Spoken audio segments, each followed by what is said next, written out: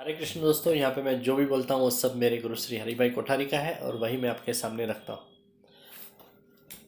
ये सकाम पुरुष विशाल स्वर्ग लोक को भोग के पुण्य क्षीण होते ही फिर से मृत्यु लोक में यानी कि पृथ्वी पे आ जाते हैं।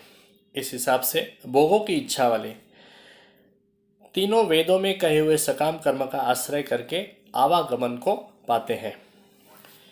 हरे कृष्ण दोस्तों, मैं दीपेन धीरावानी मेरे YouTube channel Dipen Dhirawani life time daily sharings and songs में आपका हार्दिक स्वागत करता हूं। और आज का शेयरिंग सेशन है 566 और आज का टॉपिक है गीता अध्याय 9 श्लोक 21। आज का टॉपिक है 565। ते त्वं भुक्त्वा स्वर्गलोकं विशालं क्षीणे पुण्ये मर्त्यलोकं विशन्ति एवं त्रयी धर्म मनु प्रपन्ना गता गतम काम कामा लभन्ते। भगवान यहाँ पे सकाम कर्म का परिणाम क्या आता है वो बताते हैं। सकाम कर्म से पुण्य मिलता है और पुण्य के प्रताप से स्वर्गलोक की प्राप्ति होती है, लेकिन पुण्य खलास होते ही मृत्यु लोक में यानी कि पृथ्वी पे वापिस आना पड़ता है। इस जाने आने की यानी कि गतागत क्रिया सतत चलती रहती है। यह संसार चक्र खत्म ही नहीं होता है। वेद त्रयी में कहे हुए सकाम कर्मों को करने वाले भोगों की कामना वाले लोग जन्म मरण रूप आवागमन को पाते हैं। पुनरपि जननम पुनरपि मरणम पुनरपि जननी जठरे शयनम। सत्कर्म करने से पुण्य प्राप्त होता है और पुण्य के प्रताप से स्वर्गलोक मिलता है। स्वर्गलोक विशाल है, वहाँ की आयु, वहाँ का स्थान, वहाँ के भोग भी विशाल मात्रा में होते हैं, लेकिन खर्चते खर्चते जैसे बड़े बड़े खजाने भी खुट जाते हैं, खत्म हो जाते हैं, वैसे ही भोग भुगतने के बाद पुण्य भी क्षीण हो जाता है।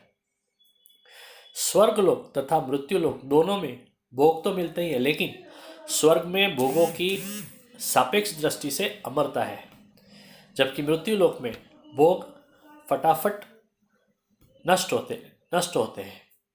मृत्युलोक में सत्ता संपत्ति कीर्ति आती भी है और जाती भी है। स्वर्ग को भोग भूमि कहते हैं, जबकि पृथ्वी को कर्म भूमि कहते हैं। पुण्य प्राप्ति कर्म भूमि में ही शक्य बनती है। स्वर्ग में जाने में प्रतिबंध करने वाले पाप खलास होते ही स्वर्ग मिलता है, वैसे ही स्वर्ग में स्थान देने वाले पुण्य खत्म होते हैं तो वापस मृत्यु लोक में आना पड़ता है।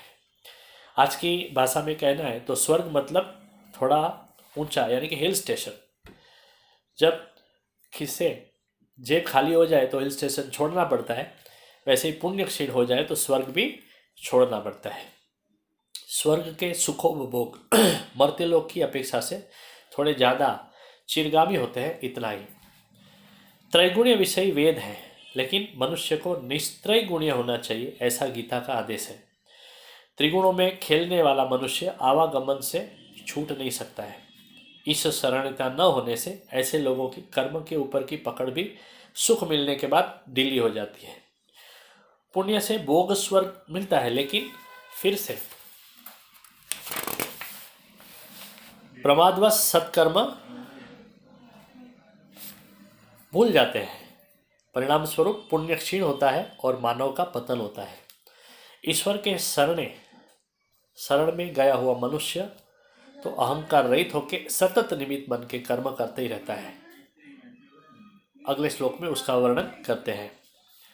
अनन्या सिद्धयन्तो माम ये जना पर्युपासते तेषां नित्याभियुक्तानां योगक्षेमं वहाम्यहम्। वसुदेव सुतं देवं कंसचाणूरमर्दनं देवकी परमानन्दं कृष्णं वन्दे जगद्गुरुं।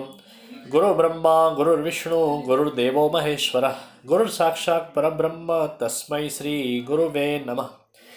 दोस्तों, ये वीडियो आपको अच्छा लगा तो ज़रूर से लाइक कमेंट एंड शेयर करें और मेरे YouTube channel Dipen Dhirawani life time daily sharings and songs को सब्सक्राइब करें और रोज़ ऐसा अच्छा सुनते रहें। Thank you very much. Good night. Hare Krishna.